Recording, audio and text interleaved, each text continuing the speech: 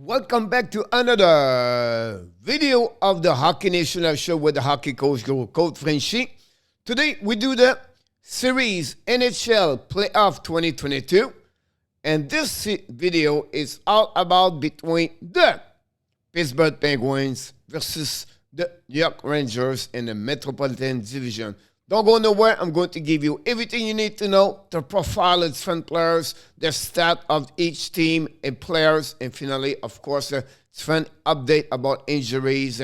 So stay around. Don't go nowhere. I'll be right back.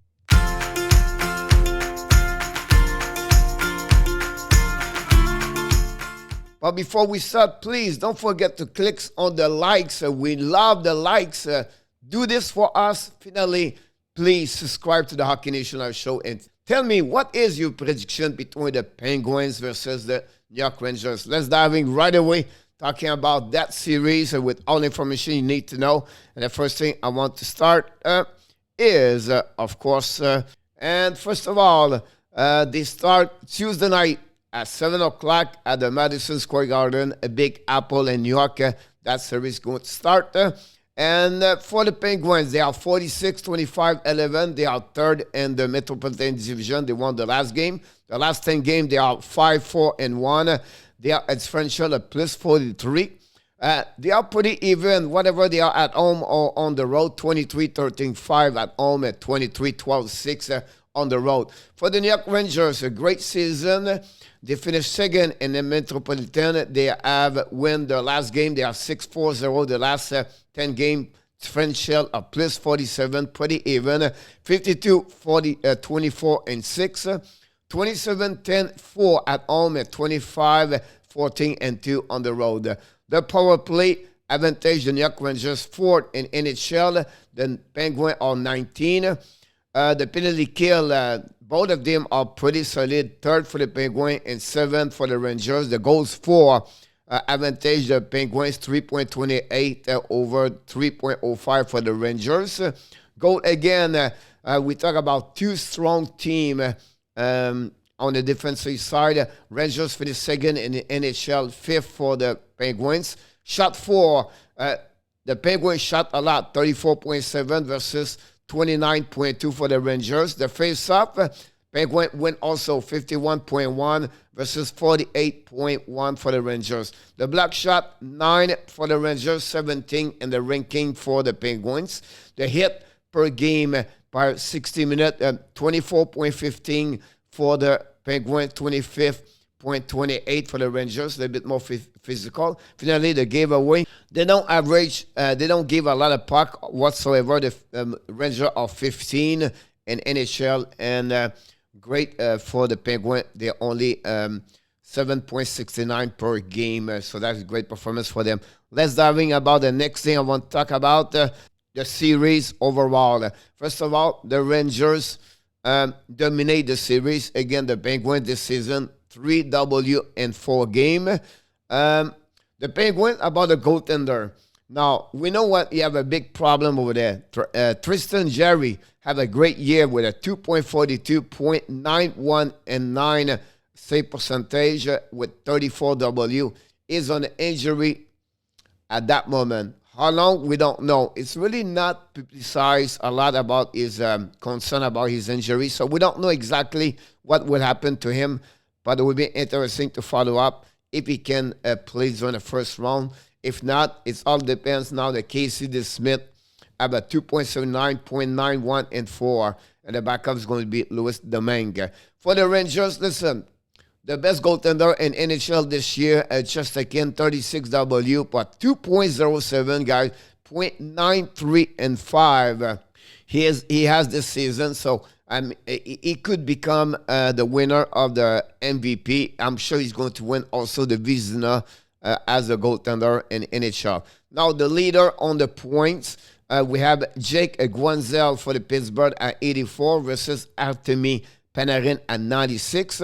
The goal, 40 for Jake Guenzel and Chris Schrader. Amazing, great performance this year. 52 goals and 26 of them are on power play goal. He shot 258. Pretty amazing, great year for the veterans, Chris. For the number assists, Chris Letang, the quarterback for the Pittsburgh, with 58 versus Panarin at 54. Below this graphic, you can see the team concept about their stat. You can take your time to watching this. We talk about its fun categories is on this graphic, but you can go a little bit more deeper. Let me moving out of this graphic so you can see what's going on behind me. The strength for both teams. For the Pittsburgh, experience. They've been there many times in playoff. They won the Stanley Cup twice a couple of years ago, back-to-back. The top six is very strong in Pittsburgh. Talk about Crosby, Ross, Guanzel over there. You have Jason Zucker. Of course, you have Jeff Carter. You have Malkin. Listen, this experience, that team is really solid. Now, their quarterback, Letang, is really the one carrying on those offensive about a transition, join the rush. He is one of the top best 10 defensemen in NHL whatsoever. He's 36 years old. Finally, they have an amazing, great defensive zone coverage. That's the reason why they are the top, one of the top team on the defensive zone. For the Rangers, same situation like I just mentioned to you about their defensive zone coverage. They are great. They are number 2 as a team on the defensive, allow less of the goal. Their power play is strong, and also Adam Fox is another quarterback like Letang, the winner of the Norris Trophy last season. Now, it's all about Chesterkin for them. He is a great goaltender. He carried on that game. The winning expectation is above the Rangers because of Chesterkin. And their top 6, the forward, is very strong with Panarin strong over there, with also Zibanejad, a grader on the first line. So really interesting, that team over there. Was his concern about this for the Pittsburgh? A little bit more because the injury about Jerry is out. Could be a disadvantage a lot for them. Then the bottom line, they need some productivity at the bottom. The Rodriguez, the boy, they have a lot of need some kind of productivity from them. Now, for the New York, it's the same situation. The bottom 6, they will need help from Lafreniere, Chetil over there. Then you're going to have the difficulty, a race with Goodrow. And it will be interesting to follow this team. But the bottom 6 is need to step up if they want to helping the Rangers to win against Pittsburgh. Finally, they have less experience versus the Pittsburgh. We know Pittsburgh been there before. The winner of this series, guys, I'll be honest with you, I have to go with the Rangers in 6 games. Now, I will say to you one thing. If ever the Rangers lost, it's all because the Chesterkin was not great like he did all year long. This is the reason why the New York Rangers finished second in that division, I believe, because it's Chesterkin. So if Chesterkin does exactly what he did all year long, I still believe the Rangers are going to win in 6. That's my prediction for this season. Let's move on now for the next graphic. It's all about, guys, now about the categories, who is better, and everything that. You're going to see, surprisingly, most of them is an offensive. It's all about the Pittsburgh. Defensive is a little bit more about the New York Rangers. And you can read everything. You can stop the video. Like I said, screenshot the video if you want to. This is the offense shooting compare. And that, again, the power play of the Rangers is a little bit better to the Pittsburgh. Defense, goaltending, compare very solid both ways. I'm telling you right now, if Pittsburgh have Jerry between the pipe, I think that series could be in both ways. But right now, we have to take advantage of the Rangers. The play driving, a little bit advantage of Pittsburgh because the offensive side. Finally, I want to mention some stat for the players. Chris Letang, the WAR is 76%. You can see his performance on different categories. They are micro and macro data, so you can check about this one over there. There's the next one's going to be Sidney Crosby for the Pittsburgh Penguins with a 93 WAR.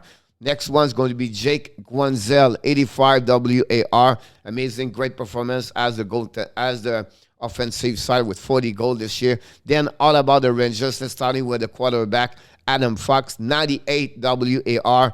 Great year for Adam again for the second year as a defenseman for the New York Rangers. Finally, let's move on with Chris Grader, 99 WAR, 52 goals this year. Just a great year for him, 26 goals on the power play. Finally, we need to finish with Panarin.